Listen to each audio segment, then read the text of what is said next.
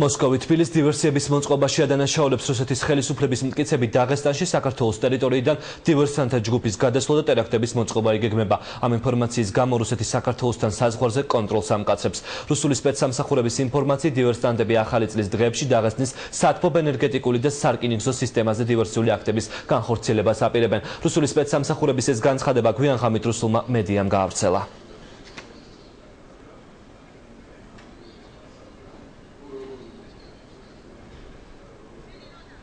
რუსული სპეცსამსახურების ეს განცხადება უკვე გახდა ქართულ ექსპერტებს შორის განხილვის ერთ-ერთი მთავარი თემა. თბილისში ამბობენ, რომ მოსკოვმა ეს ინფორმაცია შესაძლოა საქართველოს წინააღმდეგ ახალი პროვოკაციების დასაგეგმად გამოიყენოს.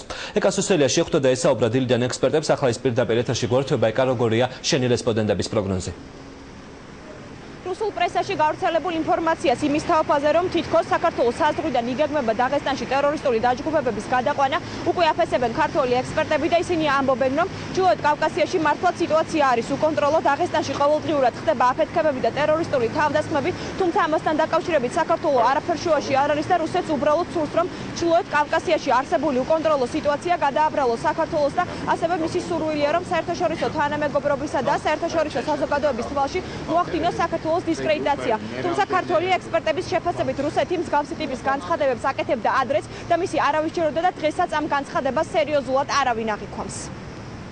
არა საქართველოსთან, არამედ იმ პოლიტიკის შედეგად, რაც ატარებს რუსეთი ჩრდილოეთ კავკასიაში და თვითონ ჩრდილოეთ კავკასიიდან ჩვენ ყველამ ვიცით, რომ ჩრდილოეთ კავკასიელი აბოქებულები თავიდანვე იერახს სწორედ რუსი გენერლებისგან ყიდულობდნენ და სულაც არ ჭირდებოდათ მათ სოფლის რომელიმე სხვა კუთხეში ძებნა და უბრალოდ გასაფეთქებელი ნივთიერებების თუ იარაღის, ხო?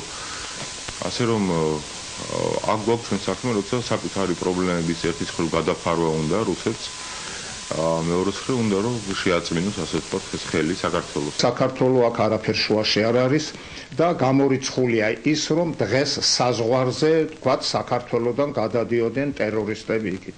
ვინაიდან ეს ისეთი ფაქტია, რომლის დამალვა დღეს რა თანამედროვე ტექნიკის ვითარებაში, იმ ვითარებაში, როდესაც რუსეთს ასე გამაგრებული იქ, გამორიცხულია პრაქტიკულად და ამაზე რუსეთის ხელისუფლება რასაკვირველია არ დაკმაყოფილდებოდა ეს რო სიმართლე იყოს არა.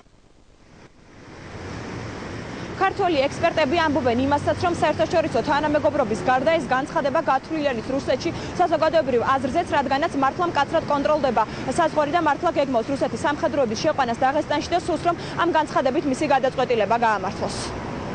ექსპერტების შეფასებებით პირდაპირ ეთერში ქრონიკის კორესპონდენტი ეკა სოსელია საუბრობს.